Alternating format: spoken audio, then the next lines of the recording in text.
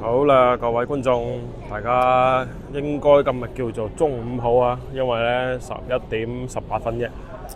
今日咧17度啊，又帶大家嚟邊度咧？嚟到呢一個黃沙碼頭呢邊。嗱，呢個位置咧，啱啱可以睇到啊。對岸咧有兩隻充氣嘅大灣雞啊，喺立白中心嗰邊，即係喺白鵝潭藝術中心啊。嗱，點解今日咧又要帶大家翻嚟沙面碼頭呢度咧？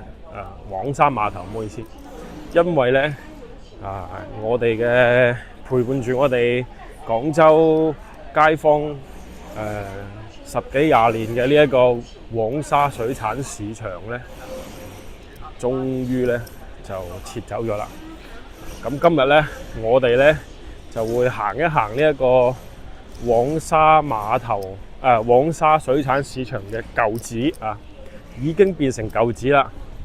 咁咧，我哋睇睇佢最近係咩樣嚇，結合翻咧我哋之前喺佢仲未關之前我哋咧亦都講過嘅，就話咧我哋原先以為佢關咗，但係去睇到咧，發覺一切依舊咁而家咧時隔咗可能大半個月吧，咁佢真係變成咗舊址啦。咁我哋又過嚟望望睇睇。今日咧睇睇呢個江水嘅情況咧，就並不是太理想今日咧就水退水位好低，河床都見到啦。咁呢個咧係屬於直接可以出到呢個珠江嘅一個出水口嚟嘅。哇！我一行過嚟，有少少滿目瘡痍啦，已經。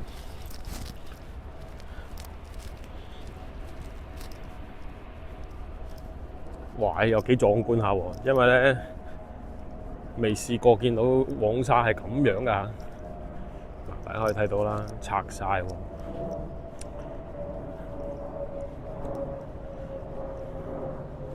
嗱，咁其實咧呢種咁嘅場景係好適合我哋搞創作影相可以影得出嚟佢一種悲涼感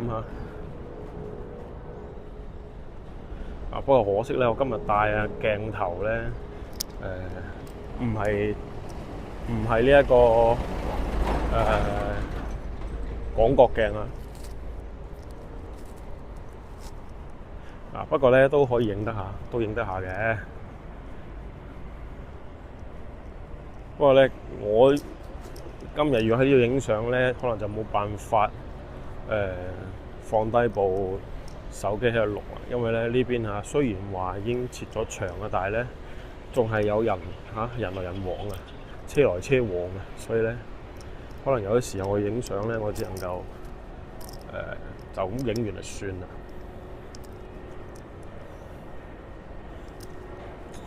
哇！真係拆走晒㗎噃。咁我哋先行去佢個牌坊去行去門口去睇下先。哇！真係完全拆空晒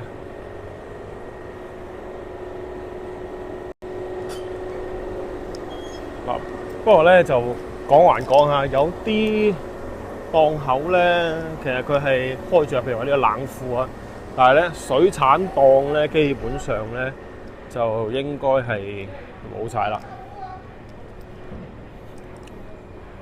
咁以後咧可能市區咧就剩翻大坦沙嗰邊即係講緊話滘口嗰邊仲有一個水產市場盛港灣嗰邊咁其餘咧就可能會走得比較遠啦。門口咧呢啲檔咧仲有㗎，食海鮮呢啲仲未完全撤走晒咁但係咧之前我都有分享過咧，就話咧咁其實你越偏呢個路口位咧，咁啊肯定係越貴嘅。咁越往裏邊行咧，咁啊價錢係越實惠嘅。咁啊，梗係啦，係嘛？鋪租都唔同噶嘛。所以咧呢邊咧真係正正經經咧做零售生意嚇。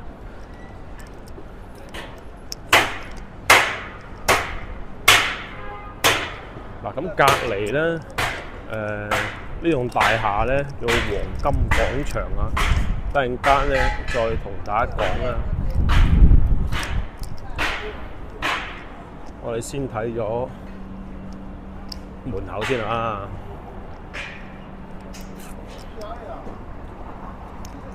我哋行翻嚟呢一個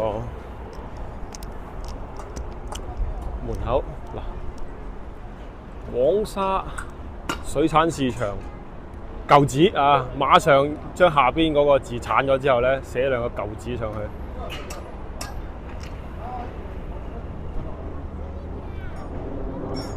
呢個更改速度都仲係好快下嘅。咁證明以後喺黃沙水產交易市場就唔再係喺呢度啦，唔再係喺黃沙啦。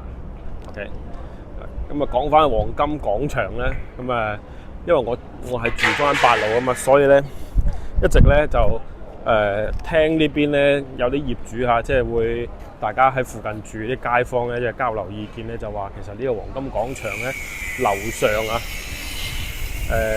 嗰個住宅咧啲住戶咧就好痛苦嘅。咁樣好痛苦咧，因為咧黃沙呢一個水產市場話拆都已經拆咗10幾年㗎啦。咁佢哋當初咧喺呢棟樓啱起好想賣嘅時候咧，其實嗰個發展商已經係喺度講話，會拆㗎啦，近2年會拆㗎啦咁。咁啊真係開發商個嘴啊！真係信一成都不得了㗎啦。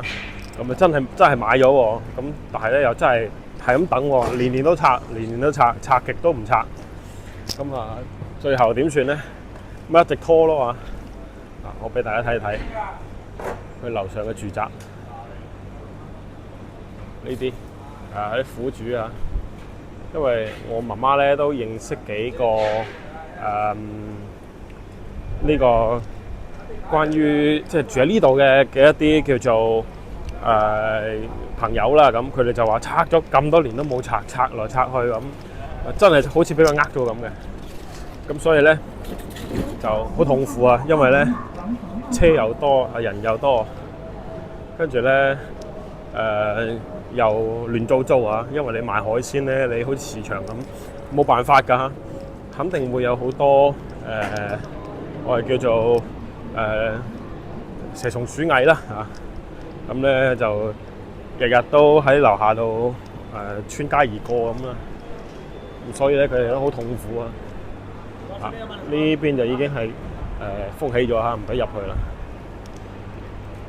咁所以咧，其實黃沙水產市場咧搬遷啦，最開心嘅應該就係黃金廣場嘅嗰啲業主啦。佢哋應該係最開心嘅，因為咧終於都唔使每日都魚蝦蟹蛇蟲鼠蟻啦。咁啊環境會好啲啊。咁啊終於都履行咗發展商咧之前嘅承諾嚇。不過咧呢邊仲有啲鋪頭咧喺度做呢一個點講啊？做零售啊，仲係喺度做緊嘅。只不過咧批發嘅部分咧就冇晒啦。近期咧就賣大閘蟹多啊。同一個場景咧冇幾耐之前我哋先拍完嘅啫。而家再睇睇對比一下。真係滿目瘡痍啊！曾經咧風光無兩嘅呢個黃沙水產市場，終於都搬走咗啦。後邊咧點規劃咧就未知啊。咁我覺得啦，肯定要做大面積嘅呢一個翻新啊，或者你講要做大面積嘅呢個重新規劃也好啦，呢個我覺得係必不可少嘅，因為呢個位置咧其實好靚嘅，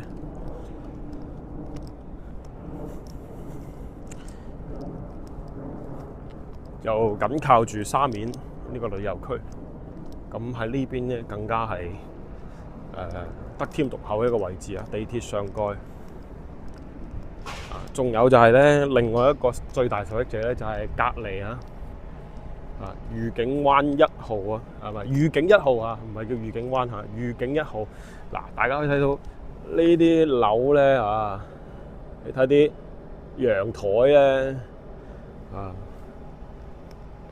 都已經有成幾廿方嘅。咁呢啲咧真正係豪宅嚇，廣州靠江望江豪宅。但係咧旁邊有個亂糟糟嘅水產市場啊，所以咧導致到呢邊咧樓價啦，同埋即係富人們投資嘅心情咧，其實係有好大影響嘅。所以咧，愉景1號啊，一直都係叫好就不叫座。而家就唔同啦，真係搬走咗咧。後邊呢度如果重新規劃成為旅遊區啊，或者係一啲配套相關嘅旅遊設施嘅，咁其實咧佢就完全係叫做可以彰顯翻佢原有嘅身價。龍發鮑魚基本上呢啲大型嘅交易檔口咧，就唔使上樓上噶啦，睇1樓都知啦，全部咧都已經搬走晒啦。可能咧剩翻啲就如我哋啱先咧鏡頭見到嘅，可能仲有啲零售嘅部分啊，佢哋未走嘅，可能咧就都冇咁快應該咧都會假以時日啦，可能佢哋都會撤噶啦。OK，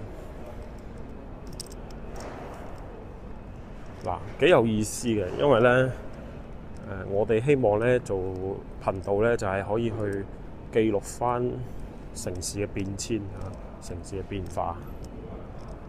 咁俾我自己嚟講咧，我做咗啲頻道嘅時間長嘅情況下，呢次咧算係肉眼可見嘅大型變革嘅一次啦。而且咧，本身我哋對黃沙市場搬走呢件事咧，點講咧？其實我哋嘅抱有嘅希望咧就唔係好大嘅啫。點解咁講咧？因為咧佢真係跳咗票好多年啦，10幾年啦，一直話拆話搬完全咧都係冇動作嘅，冇動靜嘅。但係冇諗到今次咧咁啱，因為全運會唔知係咪有影響啦？呢我估嘅咋，咁可能咧就有啲影響啦，真係加速咗我哋城市咧更新嘅步伐。所以咧而家睇到啦，咁我自己咁分析係合理嘅。嗱，大家睇下對面江又喺度起緊豪宅嗰邊咧就係芳村即係講緊我哋叫做白鵝潭經濟圈。嗰邊係起豪宅，旁邊又係豪宅，隔離咧又係咁重要嘅一個旅遊景區，咁冇理由係嘛？仲放個批發市場，仲要做海產嘅，放喺隔離㗎，唔合理㗎嘛。咁所以咧，佢搬走咧有一個必然性，但係咧一切又嚟得太突然。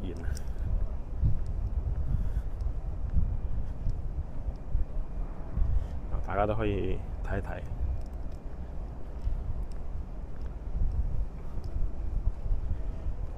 對我哋嚟講咧，其實最大影響可能咧就係冇得食平價海鮮啦。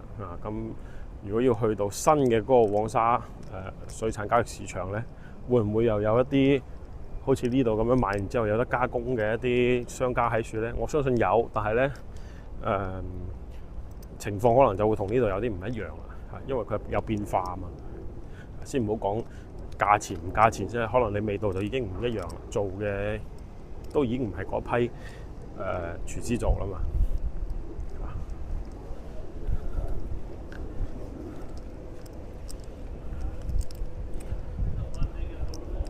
嗱，我哋成日食開嗰幾間加工嘅，就呢邊都有，好似又係叫盛港灣啊。咁啊，呢啲肯定嗰邊冇噶啦，啊，暫時未有啦，應該講唔知道啊，因為我未去過，因為嗰個位置好隔涉，所以咧唔開車其實係去唔到嘅。我都係幾次咧路過啫，見到，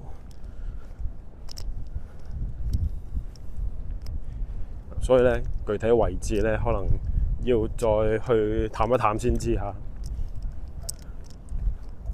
但係呢邊咧，基本上我哋睇到，真係我哋睇真啲裏邊，其實基本上每個鋪頭咧啲嗰啲陳列嚇佈置應該都係一樣嘅。有水泵，有條水泵路啦，入嚟探比下我好好奇㗎，因為咧我一直都唔知道下邊係點樣嘅。嗱，呢度有條水泵嘅路啦，下邊係水池嚇，呢邊咧就係養殖池啦。下邊咧應該係攞嚟放一啲淨水設備嘅，我估嘅咋。呢一塊我唔專業啊，但係咧睇個結構啊，感覺上係咁樣啦，推測出嚟。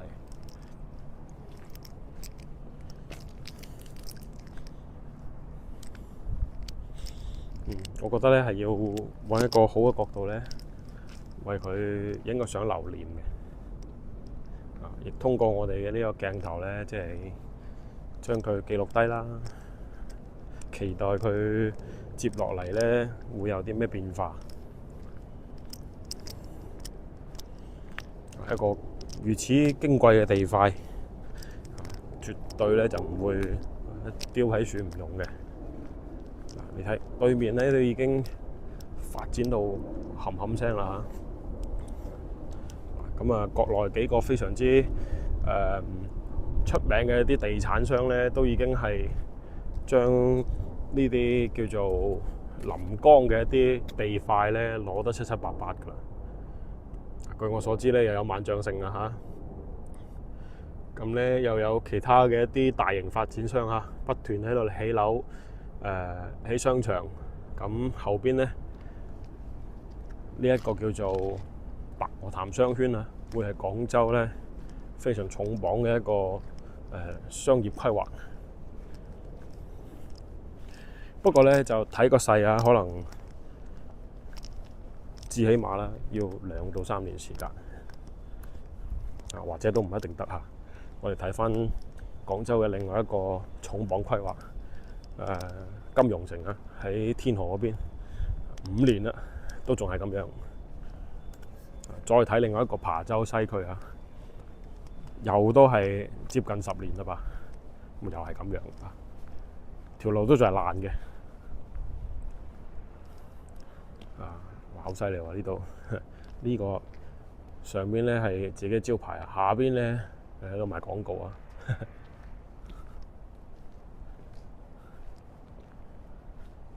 好啦，嗱，今日咧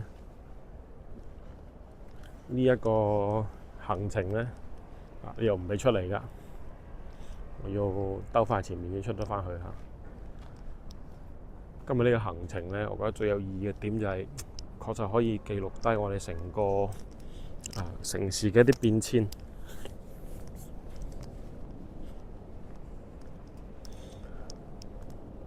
咁我哋出返去先嚇。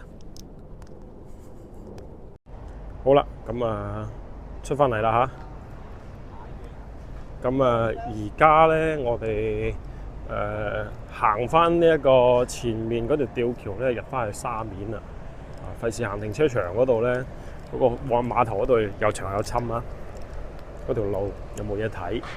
咁啱先咧，聽到附近啲人喺度傾偈嚇，咁就話咧新嘅市場喺芳村東路啊，所以咧我一直都搞唔清楚嗰個位置喺邊度。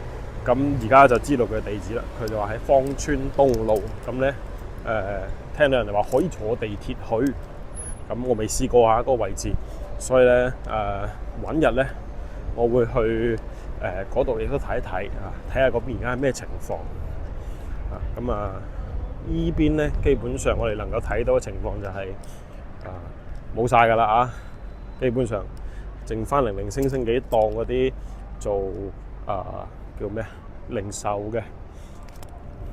咁沙面島咧一如既往地咧都係好熱鬧咁我哋行翻吊橋過去，咁順便咧喺呢個期間咧，我哋就行一行呢一個沙面外側呢度因為咧我仲未食飯嘅，諗住咧就去嗰間好靚嘅麥當勞度食個午餐先，跟住下午咧仲有其他嘅行程安排，就所以咧唔知道有冇街坊咧對呢一個黃沙咧有一種叫做情結喺度咁我自己其實咧會有嘅。點解咧？因為如果有啲咩大事譬如喺讀書工作生活各方面都係嘛有事要慶祝就去黃沙可賀佢咯食餐勁嘅。咁所以咧其實都承載住我哋好多嘅一啲回憶包括好似我自己咁出嚟揾工揾到份好工咧，咁就我記得我揾到嘅第一份工咧就即係名正言順上面係真係開始咗我嘅職業發展嘅一份工咧，咁我就請屋企人咧喺黃沙食個餐勁嘅咁咧當我哋業績好嘅時候喺公司爆數咧，老細咧又會請我哋喺黃沙食餐勁嘅咁食過幾次啦咁有兄弟喺國外翻嚟咁咧又好開心又去黃沙食餐勁嘅慶祝咁所以咧呢啲都組成咗我哋回憶嘅一部分咁所以咧佢嘅變遷咧唔可以講可惜啦只不過係話可能對於我哋嚟講咧會懷念佢呢邊咧可能我哋行得相對比較少啲，因為咧呢個位置最靠近江邊呢邊咧，其實就啲鋪頭大家見到啦，冇乜點開嘅，冇乜嘢。咁有兩三棟咧係好有特色嘅，譬如我哋啱先鏡頭裏邊影咗一棟啦。咁相對咧佢嘅建築風格咧同隔離呢啲石米樓咧就真係差好遠嘅。所以你都見到有啲遊客咧喺度影相不過我自己咧就覺得背江咧其實就影得唔靚所以咧哪怕好有特色到咧，我都冇影過嗰棟樓。